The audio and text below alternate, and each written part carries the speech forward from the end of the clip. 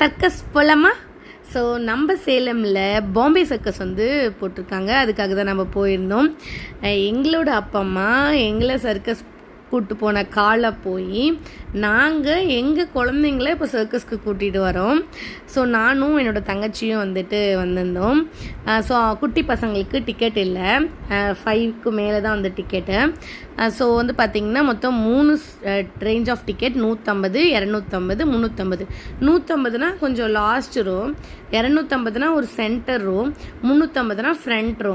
So உள்ள entrance ஆனோன்னு பார்த்திங்கன்னா இந்த மாதிரி பாம்பே சர்க்கஸோட ஹிஸ்ட்ரி வந்து டிஸ்பிளே பண்ணியிருந்தாங்க. இந்த மாதிரியான கூடாரத்தில் தான் வந்து வச்சுருப்பாங்க. ஸோ நல்லா நீங்கள் ஃபேன் பக்கமாக போய் உட்காந்துக்கோங்க, அப்போ தான் காற்று நல்லா இருக்கும். அப்பப்போ சோர்ஸ் டைமில் இந்த விளக்கு அந்த மாதிரியான டைம்லலாம் ஃபேன் ஆஃப் பண்ணுவாங்க.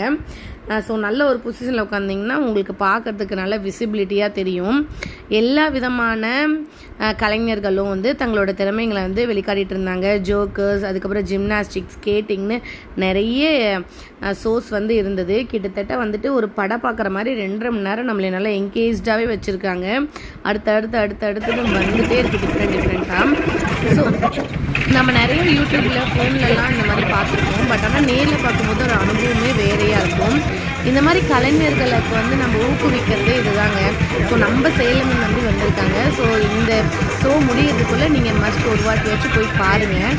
அமௌண்ட்டுக்கு ஒர்த்தாக இருக்கும். உள்ளே பார்த்திங்கன்னா ஸ்நாக்ஸ் எல்லாமே விற்பாங்க. அதுவுமே அஃபோர்டபுள் ப்ரைஸில் தான் இருக்குது. ரொம்ப அதிகமாக இல்லை, 20 ரூபா சிப்ஸு, 40 ரூபாய் ஐஸ்கிரீம், அந்த ரேஞ்சில் தான் இருக்குது. ரொம்ப அதிகமாக இந்த நம்ம சினிமா தேட்டர்லாம் போனால் அந்த ரேஞ்சில்